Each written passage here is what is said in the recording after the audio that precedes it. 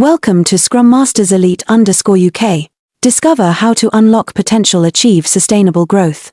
Sign up now. I noticed that appointing figures like Umaga, Mike Blair, or Neil Barnes is not simply a choice based on reputation or past performance.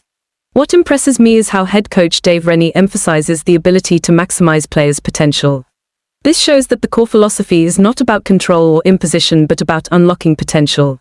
I think this is a very thought-provoking point because, in any field, not just sports, discovering and nurturing potential is always the key to sustainable success. One aspect that particularly caught my attention is how Rennie talks about each team member.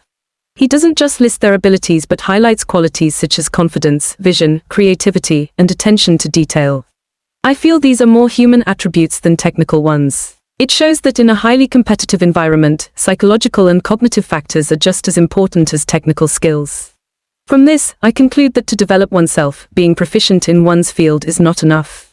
One also needs to cultivate mindset, attitude, and resilience. What earns my respect is the way the management shows gratitude. The thanks given to former coaches are not merely formalities but a genuine acknowledgement of their contributions.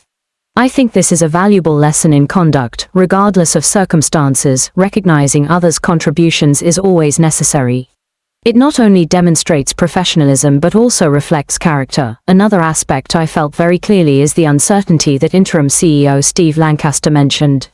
This made me realize that even large, successful organizations like the All Blacks cannot avoid turbulent transition periods.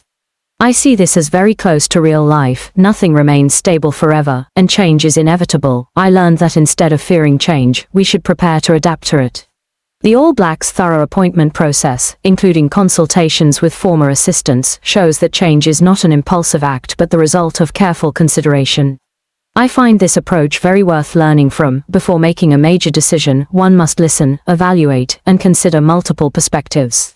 The appointment of Phil Healy as head of the performance department demonstrates that the team values not only tactics but also science, data, and overall efficiency. I realized that in today's era, success cannot rely solely on intuition but requires a well-supported system. For me personally, the biggest lesson is about constantly improving and being ready to change. No one can guarantee their position forever, and what matters is maintaining value, contribution, and the right attitude. I also realized that success is not the result of an individual alone but the combination of an entire team with different roles. People often only see the results on the field, but few notice the decisions, discussions, and sacrifices behind the scenes. I believe that understanding this allows fans to have a fairer and more empathetic view of the team. Finally, what stays with me is a lesson about how people face change, build trust, and move forward together. Thank you for accompanying Scrum Masters Elite _UK. Always unlock your potential and move forward.